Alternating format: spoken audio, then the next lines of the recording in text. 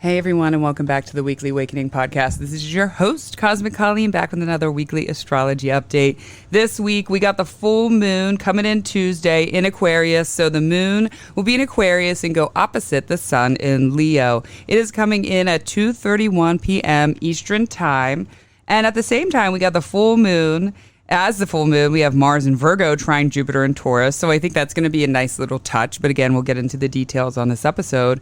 And then later at night on Tuesday, but 10:17 p.m. Eastern Time, we got Mercury in its home domicile of Virgo going opposite Saturn retrograde in Pisces. So even though that can be a strong opposition, I will explain on this episode why I think it's going to be rather good. And the energy of this full moon will be rather good as well. I don't think it's going to be your typical too hard. I think it's more of closure from a previous lesson.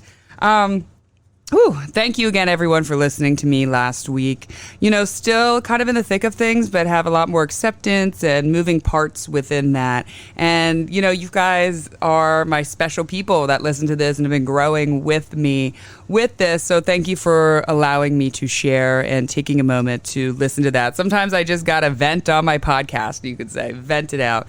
Also, something exciting is this is my 200th episode. What? 200 episodes. I wanted to do something special, but as you listened to last week's episode, there's just been way too much going on that I couldn't focus on that. And it's kind of funny because I think it must have been maybe around episode 150 episodes in. I was like, okay, it's been a lot of growth, a lot of change over these last few years. But when I get to 200, if my numbers aren't where I want them to be or where I hope they would be, I'm going to stop the podcast. Wow. Funny, leading up to it, as I was in the 190s, I was like, oh, I am getting close and my numbers aren't there yet.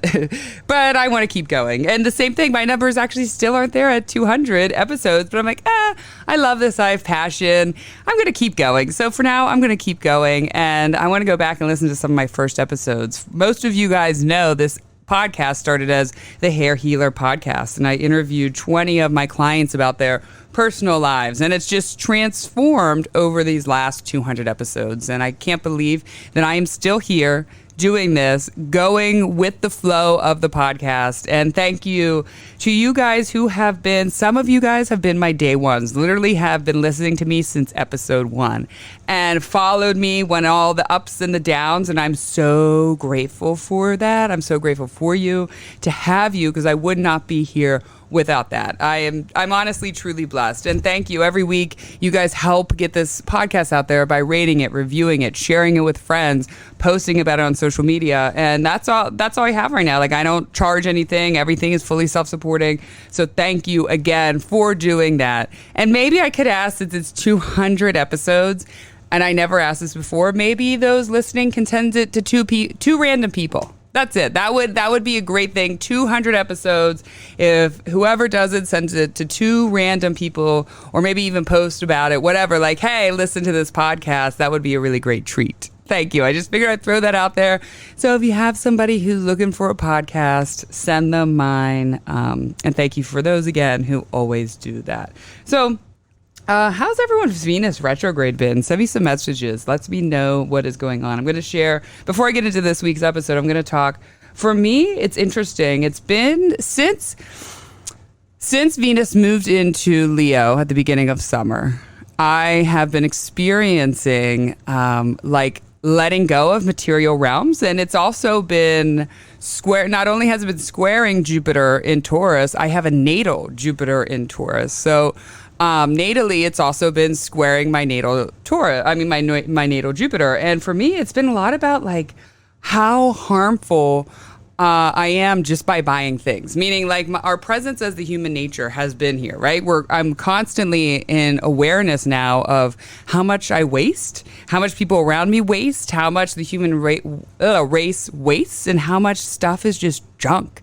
We don't need to keep buying and buying and buying and buying in excess. I mean, I'm doing all the things online, studying it, researching it, and just in myself, I've become a little bit compulsive with almost limiting things in the material realm that I no longer need, and especially limiting things that just bring a mess, that just bring a junk to to earth. And I've really been in that energy for a year, but it's really come on strong since Venus has moved into Leo and coming out of my subconscious. Like, you don't really need any of that. I think 6 months ago, I started to just buy only secondhand clothes for myself and my kids. I was like, this is ridiculous. Why?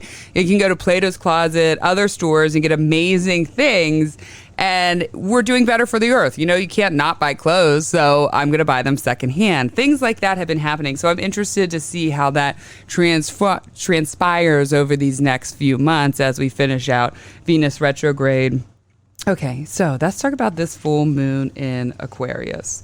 Now, full moon in Aquarius, the sun is in Leo, and the moon in Aquarius will also be squaring Jupiter in Taurus at that same time. So there might be feeling like you need to bring more rationalizing into your life and a little bit less of that dreamer mentality with our life path. Now, look, I'm a dreamer. I love dreaming. I love manifesting. I love believing. But I know for me, sometimes I need a wake-up call.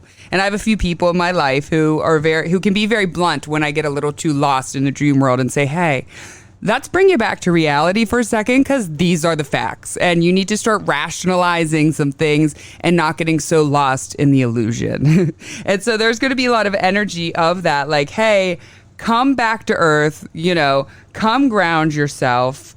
And again, sometimes we need to discern what's something we really need to pursue in life versus what's maybe something that's just a fantasy, especially in today's world where 90% of people on social media are living a fantasy, an illusion from truth, an illusion from self. So you can have some come to Jesus about, stuff and get serious within yourself. And a lot of, like I said, these are the facts, so with this full moon, you're not going to be able to avoid the facts anymore. You're going to have to get serious with yourself. Maybe some of you, when a situation pops up, you might need to do a list. That always helps me sometimes when my thoughts are going kind of crazy and wild. I'm like, all right, let me do this list. This is the facts on the right, and this is sort of what I'm telling myself to the left. How can I merge to the middle? So there will be, like I said, somewhere on your life path, within your life path, within your ego, there's going to be getting straight with yourself, getting the facts aligned, getting straight with yourself, and getting real. And really saying, okay, I need to get my shit together and get my mind together. So stick with the facts, like I said, and ask yourself honestly, is this realistic? When something comes up, you can also do something simpler and say, is this ridiculous? Is this realistic in my life? If my friend is telling me, hey, let's go do this, is that going to be realistic and manageable in my daily schedule? If I have some sort of crazy dream, is that realistic to pursue it right now? Look at the facts in your life. Can I do that? So again, ask yourself honestly, is this realistic?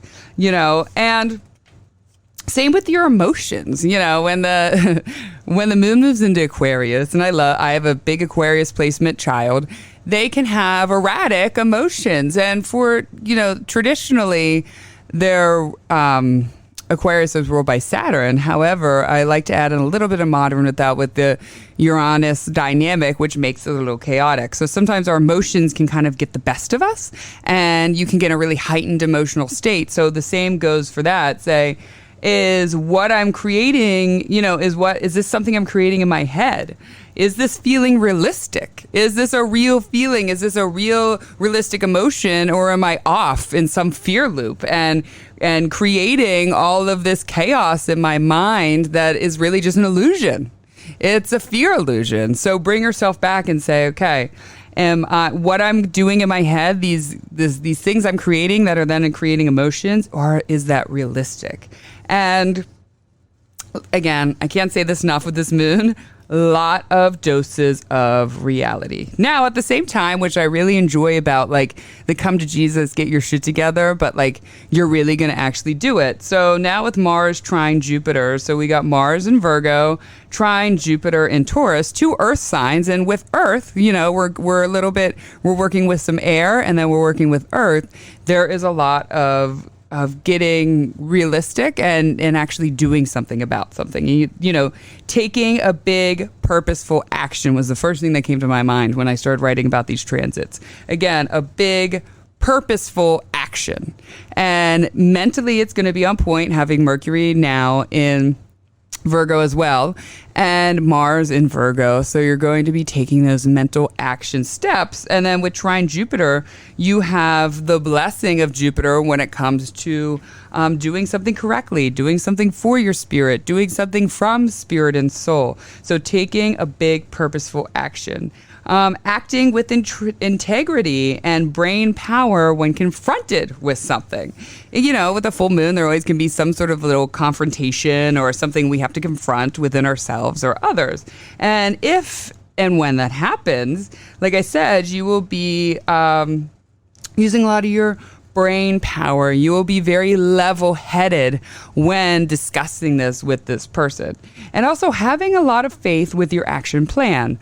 Grounded wisdom. So your action plan, you're grounding yourself from reality. You're getting the facts, understanding the facts, and you're grounding yourself with that wisdom and taking lots of action. So seeking wisdom for your BS, there could be a little bit of like, I'm so sick of my shit. I'm sick of how I do that or how I think that sometimes. And now you're seeking wisdom for that. How can I get better with that? Maybe it's through therapy. Maybe it's through a life coach. Maybe it's through just meditation and visualization.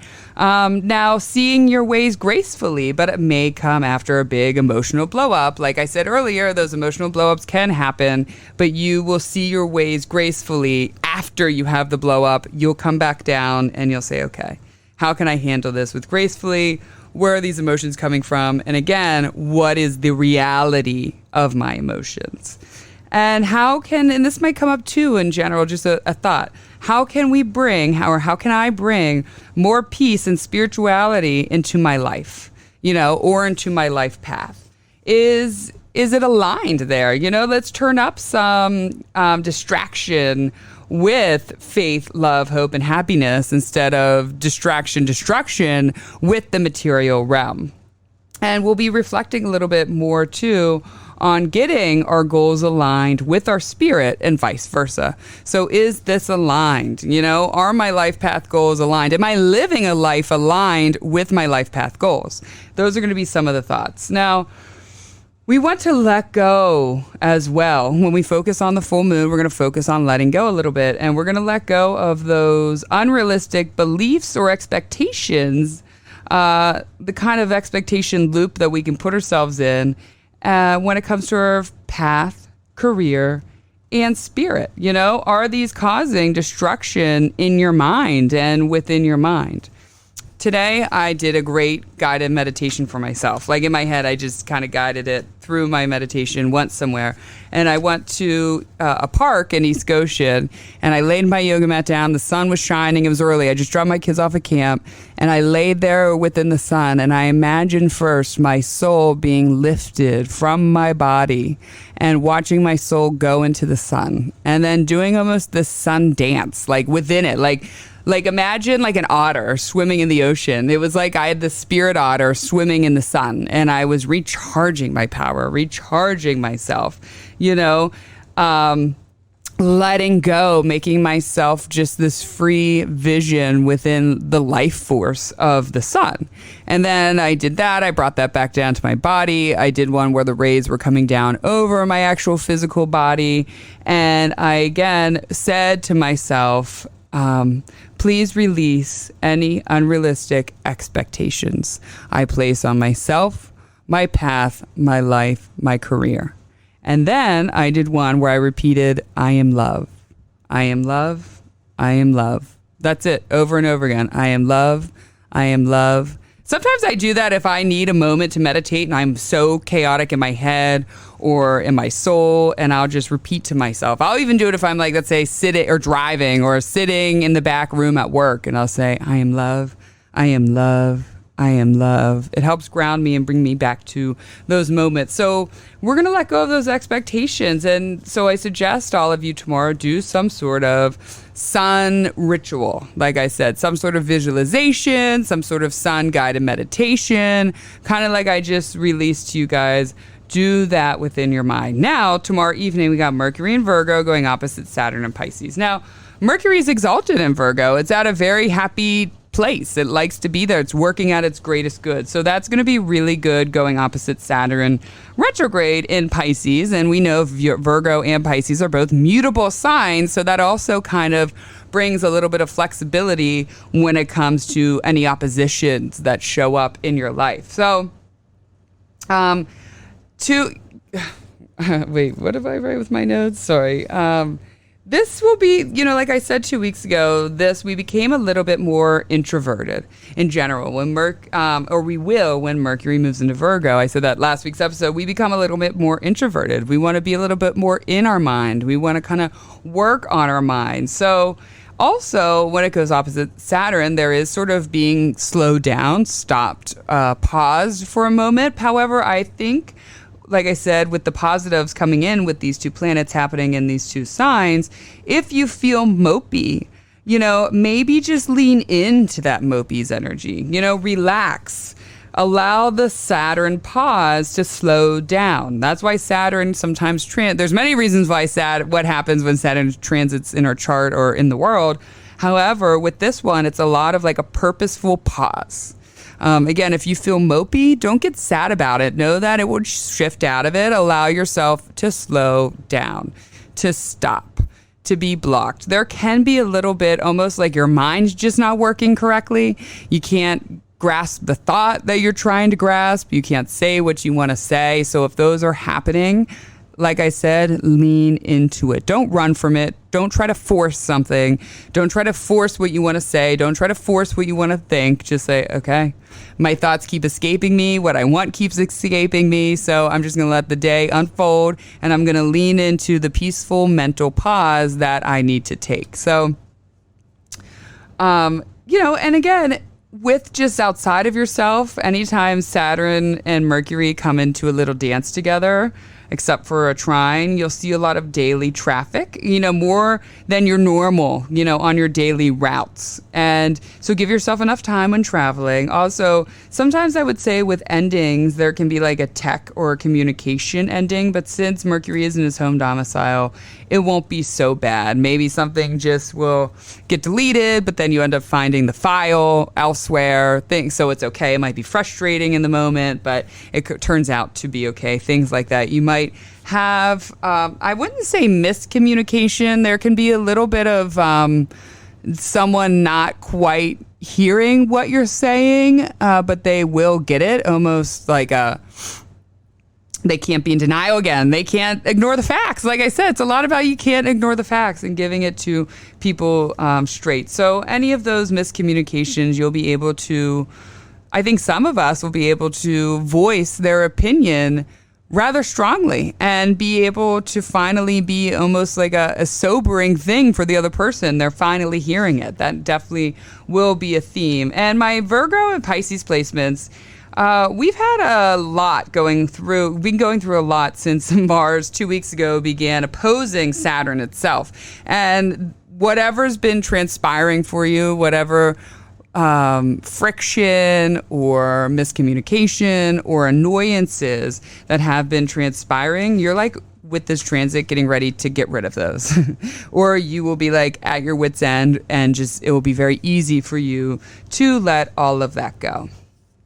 Whew. So that is the transits. Again, guys, sorry I haven't been posting. Like I said, I guess that may be playing into my Venus retrograde too. I've been very like, it's not even worth it. Half the shit that we post, half the shit I post. I mean, I love what I post, but is it worth my time? Is it worth your time? Like really looking at what we do in a form of pleasure versus the time we have on this earth and what really matters. I will definitely be posting some this week, but I'm just going to allow myself to be in the pause when the pause comes. I hope everyone has a beautiful full moon. Let's go of the expectations you guys have placed on your mind, body, and soul. And allow yourself to flow the way the universe is flowing. I love you all. Goodbye.